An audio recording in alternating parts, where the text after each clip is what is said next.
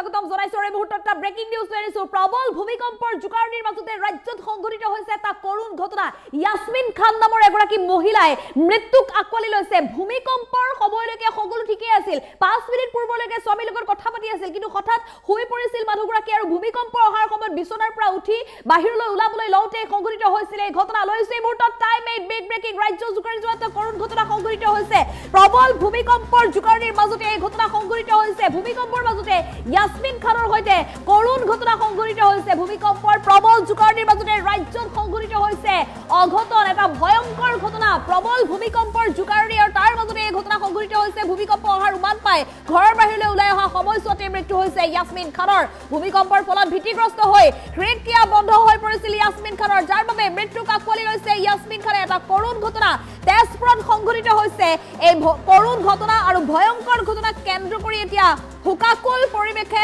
বিৰাজ কৰিছে সমগ্ৰ ঘটনা কেন্দ্ৰ কৰি হুকৰ চাহ পৰিছে এতিয়া তেজপুৰত লৈছে মুহূৰ্তৰ এটা ডাঙৰ খবৰ তেজপুৰত সংঘটিত হৈছে এটা ভয়ংকৰ ঘটনা ভূমিকম্পৰ মাজতে 50 বছৰীয়া ইয়াসমিন খানৰ হৈতে কৰুণ ঘটনা সংঘটিত হৈছে ভূমিকম্পৰ সময়ত যেটো প্ৰবল জোকাৰণি অনুভূত হৈছিল আৰু যাৰ বাবে বাহিৰলৈ ওলাই আহিছিল সকলো লোক ঠিক তেনেধৰণে ইয়াসমিন খানেও বাহিৰলৈ ওলাই আহিবলৈ মাত্ৰ বিছনাৰ পৰা উঠিছিল কিন্তু হঠাৎ উশাহ-নিশাহ ল'ব নোৱাৰি বিছনাতে ঢলি পৰিছিল ইয়াসমিন খান পৰিয়ালৰ লোকে লগে লগে চিকিৎসালয়লৈ লৈ যোৱাৰ ব্যৱস্থা গ্ৰহণ কৰিছিল যদিও চিকিৎসকে ইতিমধ্যে মৃত বুলি ঘোষণা কৰিছে আৰু সমগ্ৰ ঘটনা কেন্দ্ৰ কৰি এটা হুকৰ চাহ পৰিছে চাওক প্ৰচণ্ড ভূমিকম্প আহিছিল 4:41 মিনিটৰ ঘটনা 4:41 মিনিটত ভূমিকম্প অহাৰ পূৰ্বে 5 মিনিট পূৰ্বে তেওঁ ঘৰৰ পৰিয়ালৰ লগত ভালদৰে কথা বতৰা পাতিছিল ভালদৰে আছিল সকলো ঠিকই আছিল 5 মিনিট পূৰ্বলৈকে সকলোৰে লগতে ঠিকই আছিল মাত্ৰ বিছনাখনত তেওঁ বাগৰ দিবলৈ গৈছিল 4 বজাৰ সময়ত সকলোকে তেওঁ চাহ দি আৰু বিছনাখনত মাত্ৰ বাগৰ দিবলৈ গৈছিল বিছনাখনত বাগৰ দিবলৈ যাওঁতে ভূমিকম্পৰ প্ৰবল জোকাৰণি অনুভূত হৈছিল যেহেতু 4:41 মিনিটত 5.8 প্ৰাবল্যৰ শক্তিশালী ভূমিকম্পই সমগ্ৰ ভাৰত কঁপাই তুলিছিল আৰু এই ভূমিকম্পৰ সময়তে সকলো লোকে ঘৰৰ পৰা মুকলি আকাশৰ তললৈ দৌৰিছিল ঠিক তেনেধৰণে এইগৰাকী ইয়াসমিন খানেও বিছনাত শুই থকাৰ অৱস্থাত বিছনাৰ পৰা লৰালৰিকৈ উঠিছিল বিছনাৰ পৰা লৰালৰিকৈ উঠি তেওঁ বাহিৰলৈ যাম বুলি লওঁতে হঠাৎ বিছনাতে পুনৰ ঢলি পৰিল উশাহ-নিশাহ ল'ব নোৱাৰা হৈ পৰিল আৰু লগে লগে পৰিয়ালৰ লোকে চিকিৎসালয়লৈ নিয়াৰ ব্যৱস্থা গ্ৰহণ কৰিছিল যদিও ইতিমধ্যে মৃত্যুক আকোৱালি লৈ ইয়াসমিন খানে এটা কৰুণ ঘটনা সংঘটিত হৈছে তেজপুৰত সংঘটিত হৈছে কৰুণ ঘটনাটো ভূমিকম্পৰ মাজতে 50 বছৰীয়া ইয়াসমিন খানৰ হৈতে এই কৰুণ ঘটনা সংঘটিত হৈছে আমি পুনৰ জনাইছো এটা ডাঙৰ খবৰ সমগ্ৰ ৰাজ্যবাসী আজি এক প্ৰকাৰ ভীতিগ্ৰস্ত হৈ আছে আজিৰ দিনটো যি প্ৰবল ভূমিকম্পৰ জোকাৰণি হৈছিল অনুভূত হৈছিল সমগ্ৰ ৰাজ্যত আৰু এফালে শক্তিশালী ভূমিকম্পৰ পিছত একেৰাহে 4-5টাকৈ আফটাৰ শক আহিছে কেইবাটাও ভূমিকম্পৰ কম্পন অনুভূত হৈছে সৰু বৰ কেইবাটাও ভূমিকম্প আহি আছে ইটোৰ পিছত সিটো 5.8 প্ৰাবল্যৰ শক্তিশালী ভূমিকম্পৰ পিছতে কেইবাটাও ভূমিকম্পৰ কম্পন অনুভূত হৈছে এই সময়ছোৱাত পুনৰ যিহেতু ডাঙৰ ভূমিকম্প অহাৰ আশংকা প্ৰকাশ কৰা হৈছে আৰু এফালে ৰাজ্যৰ মুখ্যমন্ত্ৰী ডক্টৰ হিমন্ত বিশ্ব শৰ্মায়ো চৰকাৰে সমগ্ৰ ৰাজ্যৰ পৰিস্থিতিৰ ওপৰত নিৰীক্ষণ কৰি থকাৰ সমান্তৰালভাৱে ৰাইজক সজাগ হৈ থকাৰ আহ্বান জনাইছে আৰু তেনে অৱস্থাত প্ৰতিগৰাকী লোকে এতিয়া এক প্ৰকাৰ ভীতিগ্ৰস্ত হৈ আছে কিন্তু আমি ৰাইজক অনুৰোধ জনাইছো যে ভয় নাখাব মাত্ৰ সাৱধানতা অৱলম্বন কৰক আৰু আজিৰ দিনটোত যি প্ৰবল ভূমিকম্পৰ জোকাৰণি অনুভূত হৈছিল সেই সময়তে এটা কৰুণ ঘটনা সংঘটিত হোৱাৰ খবৰ আহি পৰিছে 4:41 মিনিটৰ সময় 4:41 মিনিটত এটা প্ৰচণ্ড জোকাৰণি হৈছিল সমগ্ৰ দেশ কঁপি উঠিছিল এই ভূমিকম্পৰ জোকাৰণিত আৰু সমগ্ৰ ভাৰতবৰ্ষৰ সমান্তৰালভাৱে ম্যানমাৰ বাংলাদেশ পৰ্যন্ত কম্পন চীন আৰু নেপাল পৰ্যন্ত জোকাৰণি অনুভূত হৈছিল আৰু এনে অৱস্থাত ভূমিকম্পৰ কম্পনৰ মাজতে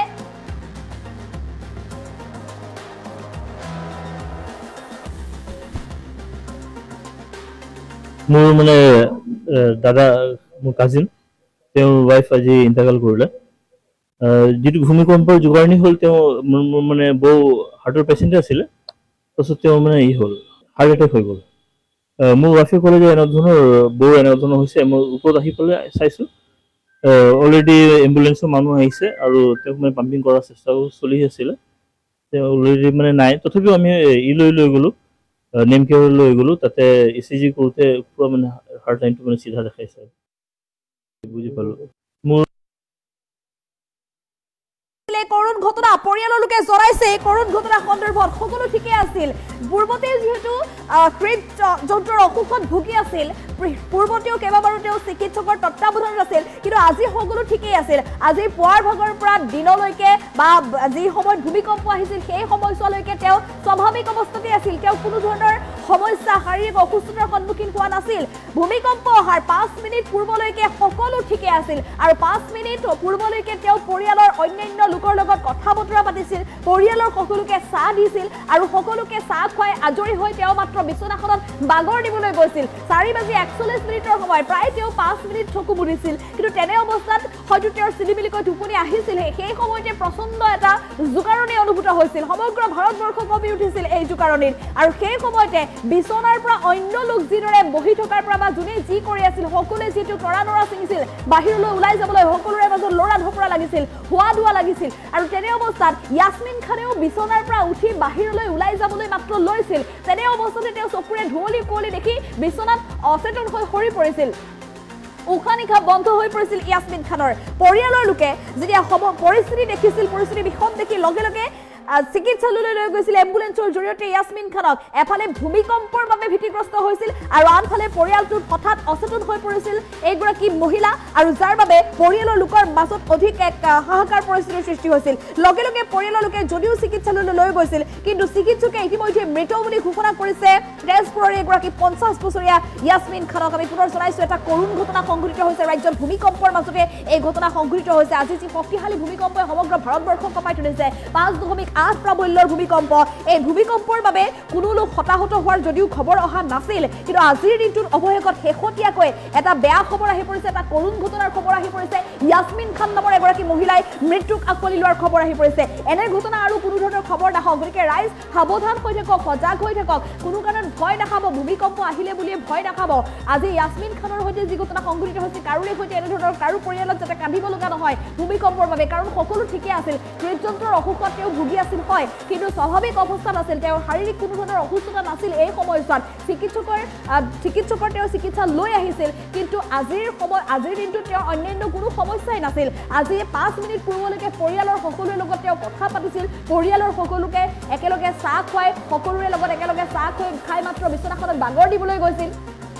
বিছনাখনত বাগৰ দিবলৈ যাওঁতে মাত্ৰ চিলিমিলিকৈ টোপনি আহিছিল প্ৰায় 5 মিনিট সময়ত আচলতে তেওঁ চকু মুদিছিল তেনে অৱস্থাতে এই অঘটন সংঘটিত হৈছে হঠাৎ দুৰ্যোগ নামি আহিছিল হঠাৎ প্ৰচণ্ড এক জোকাৰণি অনুভূত হৈছিল আৰু যিহেতু ভূমিকম্পৰ যি অভিকেন্দ্ৰ উদালগুৰিত ঢেকিয়াজুলিৰ উদালগুৰিৰ মাজত হৈছে আৰু ভূগৰ্ভৰ পৰা 5 কিলোমিটাৰ গভীৰতাত হৈছে অভিকেন্দ্ৰ গতিকে এই স্থানত তেজপুৰৰ সেই স্থানলৈকে যথেষ্ট কম্পন অনুভূত হৈছিল আৰু ঢেকিয়াজুলিৰ আশে-পাশে যিসমূহ স্থান আছে যথেষ্ট কম্পন অনুভূত হৈছিল তেজপুৰতো প্ৰচণ্ড কম্পন অনুভূত হৈছিল আৰু তেনে অৱস্থাতে এই কৰুণ ঘটনা সংঘটিত হৈছে ভূমিকম্পৰ সময়ত ৰাজ্যৰ বিভিন্ন প্ৰান্তৰ পৰা বহু দৃশ্য পোহৰলৈ আহিছিল সেই দৃশ্যত আপোনালোকে দেখিবলৈ পাইছে কিদৰে ভূমিকম্পৰ সময়ত সকলো লোকে য'তেই যোনে যিয়ে কাম কৰি আছিল সকলোৱে সব কাম বাদ দি সকলো কাম বাদ দি মাত্ৰ মুকলি আকাশৰ তললৈ দৌৰ মাৰিছে কোনোবাই যদি ব্যৱসায় প্ৰতিষ্ঠানত গ্ৰাহকৰ সৈতে কথা বতৰা পাতি আছিল সামগ্ৰী দৰদাম কৰি আছিল তাৰ মাজতে লৰা ধপৰা মাৰিছে আৰু তাৰ মাজতে ঠিক তেনেদৰে ইয়াসমিন খানেও বিছনাৰ পৰা উঠি মুকলি আকাশৰ তললৈ যাবলৈ দৌৰিছিল তেনে সময়তে এই ঘটনা সংঘটিত হৈছে এই মুহূৰ্তত পৰিয়ালৰ লোকৰ ভাষ্য আছে আমি পুনৰ ভাষ্য আগবঢ়াবলৈ চেষ্টা কৰিম মানে দাদা মোৰ কাজিন তেওঁৰ ৱাইফ আজি ইন্তেকাল কৰিলে যিটো ভূমিকম্পৰ জোগাৰণি হ'ল তেওঁ মানে বৌ হাৰ্টৰ পেচেণ্ট আছিলে তাৰপিছত তেওঁ মানে হ'ল হাৰ্ট এটেক হৈ গ'ল মোৰ ৱাইফে ক'লে যে এনে ধৰণৰ বৌ এনে ধৰণৰ হৈছে মই ওপৰত আহি পেলাই চাইছোঁ অলৰেডি এম্বুলেঞ্চৰ মানুহ আহিছে আৰু তেওঁক মানে পাম্পিং কৰাৰ চেষ্টাও চলি আছিলে তেওঁ অলৰেডি মানে নাই তথাপিও আমি লৈ গ'লোঁ নেমকেয়াৰলৈ লৈ গ'লোঁ তাতে ECG কৰোঁতে পূৰা মানে হাৰ্ট লাইনটো মানে চিধা দেখাইছে তেতিয়া আমি বুজি পালোঁ মই হুমায়ুন আখতাৰ আনচাৰী মোৰ মিছেছ ইয়াসমিন খানম এই ঠিকে আছিলে সব এনেই হাৰ্টৰ পেচেণ্ট আছিলে তাৰপিছত আপোনাৰ চুগাৰৰ পেচেণ্ট তাই তাৰপিছত আপোনাৰ 5 মিনিটমান আগত মোৰ লগত কথা পাতিলে পতাৰ পিছত তেওঁ AC ৰুমত গৈ পেলাই বাগৰি দিলে বাগৰি দিয়াৰ পিছত এই ভূমিকম্প যে আহিলে 4টাত এই ভূমিকম্পত খৰধৰকৈ তাই উঠি পেলাই মানে বস্তু বাহিনী কিবা পৰিব নেকি সেইবিলাক এনেকৈ কৰোঁতে তাৰ মানে উশাহ লওঁতে প্ৰব্লেম হোৱা আৰম্ভ হ'ল উশাহ লওঁতে যেতিয়া প্ৰব্লেম হ'ল তাই মাতিলে মোক, মই গ'লোঁ লগে লগে। যোৱাৰ পিছত কৈছে মোৰ কেনেকুৱা লাগি আছে, মোৰ আগৰ দৰে লাগিছে। এতিয়া দুবাৰ হাৰ্ট এটেক অলৰেডি তেওঁৰ হৈ গৈছিলে। 9 বছৰ আগত এটা, তাৰ আগতো হৈছিলে কেলকাতাত থাকোঁতে। তাৰপিছত আপোনাৰ তাইক কিবা কিবি অস্বস্তি একদম মানে হেৰি কৰি আছে। এই ফাৰ্ষ্ট ষ্টেজ যিটো আমি নৰ্মেল মানুহে জানো, পিঠিত হেৰি কৰি দিয়া বা হেৰি কৰা, সেইবিলাক আমি কৰিলোঁ। কৰাৰ পিছত মোৰ ভতিজাটোক ফোন কৰিলোঁ, তো গাড়ী পঠিয়াই তাক ডক্টৰ লৈ যাব লাগে হস্পিটেল। ভতিজাই গাড়ীখন লৈ আহিলে, তেনেকৈ দেখিলোঁ নাই, এতিয়া তাইক ঢেলপঙা দিলে আৰু বিচনাতে বাগৰি দিলে। তাৰপিছত মানে একদম লৰচৰ নকৰা হৈ গ'ল। মোক এম্বুলেঞ্চটো আহি গ'ল, প্ৰায় 10 মিনিটৰ ভিতৰত এম্বুলেঞ্চটো আহি গ'ল। এম্বুলেঞ্চ অহাৰ পিছত এম্বুলেঞ্চ উঠাই পেলাই আমি নেমকেয়াৰ লৈ গ'লোঁ। নেমকেয়াৰত লৈ যোৱাৰ পিছত তাত অলৰেডি ইয়াত হেৰি হৈ গৈছে, ময়ো গম পালোঁ যে একে লৰচৰ নাই, হাত ভৰি ঠাণ্ডা হৈ গ'ল। তথাপি মনৰ সান্তনাৰ কাৰণে লৈ গ'লোঁ তাত। লৈ যোৱাৰ পিছত আপোনাৰ তাত ডিক্লেয়াৰ কৰিলে যে তেখেতও নাই। এখন তাইৰ মিছেছৰ মোৰ নাম আছিলে য়াসমিন খানম। ভূমিকম্পটোৱে মানে খুব বেছি এটা হেৰি হোৱাৰ কাৰণে তাই মানে হেৰি কৰিব নোৱাৰিলে। মানে ভয় খালে, চবেই ভয় খাইছোঁ আমি। যিটো জোকাৰণি মাৰিলে সেই জোকাৰণিত আমি চবেই ভাবিছোঁ মানে কি হয় কোনো ক'ব নোৱাৰে, কিমান দেৰি থাকে। তাই উঠিলে তেনেকৈ বিচনাৰ পৰা উঠি পেলাই, আৰু শুই থকা মানুহ উঠি পেলাই সেইটো এনেও মানুহ অলপমান হেৰি হৈ থাকে। আৰু এইটো সময়ত তাই বুজি পোৱা নাই কি কৰোঁ কিনো। মই হুমায়ুন আখতাৰ।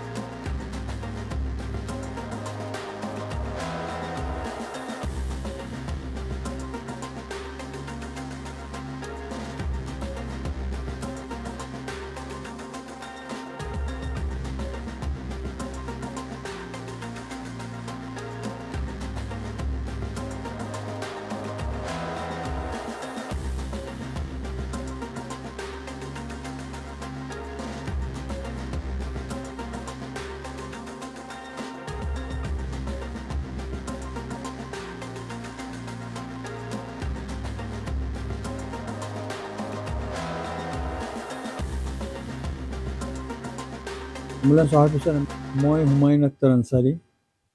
মোৰ মিছেছ য়াসমিন খানম। এই ঠিকে আছিলে চব, এনেই হাৰ্টৰ পেচেণ্ট আছিলে। তাৰপিছত আপোনাৰ চুগাৰৰ পেচেণ্ট তাই। তাৰপিছত আপোনাৰ 5 মিনিটমান আগত মোৰ লগত কথা পাতিলে। পতাৰ পিছত তেওঁ AC ৰুমত গৈ পেলাই বাগৰি দিলে। বাগৰি দিয়াৰ পিছত এই ভূমিকম্প যে আহিলে 4টাত, সেই ভূমিকম্পত খৰধৰকৈ তাই উঠি পেলাই মানে বস্তু বাহিনী কিবা পৰিব নেকি সেইবিলাক এনেকৈ কৰোঁতে তাৰ মানে উশাহ লওঁতে প্ৰব্লেম হোৱা আৰম্ভ হ'ল। উশাহ লওঁতে যেতিয়া প্ৰব্লেম হ'ল তাই মাতিলে মোক, মই গ'লোঁ লগে লগে। যোৱাৰ পিছত কৈছে মোৰ কেনেকুৱা লাগি আছে, মোৰ আগৰ দৰে লাগিছে। এতিয়া দুবাৰ হাৰ্ট এটেক অলৰেডি তেওঁৰ হৈ গৈছিলে। 9 বছৰ আগত এটা, তাৰ আগতো হৈছিলে কেলকাতাত থাকোঁতে। তাৰপিছত আপোনাৰ তাইক কিবা কিবি অস্বস্তি একদম মানে হেৰি কৰি আছে। এই ফাৰ্ষ্ট ষ্টেজ যিটো আমি নৰ্মেল মানুহে জানো, পিঠিত হেৰি কৰি দিয়া বা হেৰি কৰা, সেইবিলাক আমি কৰিলোঁ। কৰাৰ পিছত মোৰ ভতিজাটোক ফোন কৰিলোঁ, তো গাড়ী পঠিয়াই তাক ডক্টৰ লৈ যাব লাগে হস্পিটেল। ভতিজাই গাড়ীখন লৈ আহিলে, তেনেকৈ দেখিলোঁ নাই, এতিয়া তাইক ঢেলপঙা দিলে আৰু বিচনাতে বাগৰি দিলে। তাৰপিছত মানে একদম লৰচৰ নকৰা হৈ গ'ল। মোক এম্বুলেঞ্চটো আহি গ'ল, প্ৰায় 10 মিনিটৰ ভিতৰত এম্বুলেঞ্চটো আহি গ'ল। এম্বুলেঞ্চ অহাৰ পিছত এম্বুলেঞ্চ উঠাই পেলাই আমি নেমকেয়াৰ লৈ গ'লোঁ। নেমকেয়াৰত লৈ যোৱাৰ পিছত তাত অলৰেডি ইয়াত হেৰি হৈ গৈছে, ময়ো গম পালোঁ যে একে লৰচৰ নাই, হাত ভৰি ঠাণ্ডা হৈ গ'ল। তথাপি মনৰ সান্তনাৰ কাৰণে লৈ গ'লোঁ তাত। লৈ যোৱাৰ পিছত আপোনাৰ তাত ডিক্লেয়াৰ কৰিলে যে তেখেতও নাই।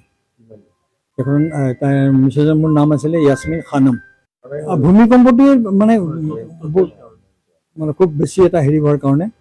তাই মানে হেৰি কৰিব নোৱাৰিলে। মানে ভয় খালে, চবেই ভয় খাইছোঁ আমি। যিটো জোকাৰণি মাৰিলে সেই জোকাৰণিত আমি চবেই ভাবিছোঁ মানে কি হয় কোনো ক'ব নোৱাৰে, কিমান দেৰি থাকে। তাই উঠিলে তেনেকৈ বিচনাৰ পৰা উঠি পেলাই, আৰু শুই থকা মানুহ উঠি পেলাই সেইটো এনেও মানুহ অলপমান হেৰি হৈ থাকে। আৰু এইটো সময়ত তাই বুজি পোৱা নাই কি কৰোঁ কিনো। মই হুমায়ুন আখতাৰ আনচাৰী, মোৰ মিছেছ য়াসমিন খানম। এই ঠিকে আছিলে চব, এনেই হাৰ্টৰ পেচেণ্ট আছিলে। তাৰপিছত আপোনাৰ চুগাৰৰ পেচেণ্ট তাই। তাৰপিছত আপোনাৰ 5 মিনিটমান আগত মোৰ লগত কথা পাতিলে। পতাৰ পিছত তেওঁ AC ৰুমত গৈ পেলাই বাগৰি দিলে। বাগৰি দিয়াৰ পিছত এই ভূমিকম্প যে আহিলে 4টাত, সেই ভূমিকম্পত খৰধৰকৈ তাই উঠি পেলাই মানে বস্তু বাহিনী কিবা পৰিব নেকি সেইবিলাক এনেকৈ কৰোঁতে তাৰ মানে উশাহ লওঁতে প্ৰব্লেম হোৱা আৰম্ভ হ'ল। উশাহ লওঁতে যেতিয়া প্ৰব্লেম হ'ল, তাই মাতিলে মোক, মই গ'লোঁ লগে লগে। যোৱাৰ পিছত কৈছে মোৰ কেনেকুৱা লাগি আছে, মোৰ আগৰ দৰে লাগিছে। এতিয়া 2বাৰ হাৰ্ট এটেক অলৰেডি তেওঁৰ হৈ গৈছিলে, 9 বছৰ আগত এটা।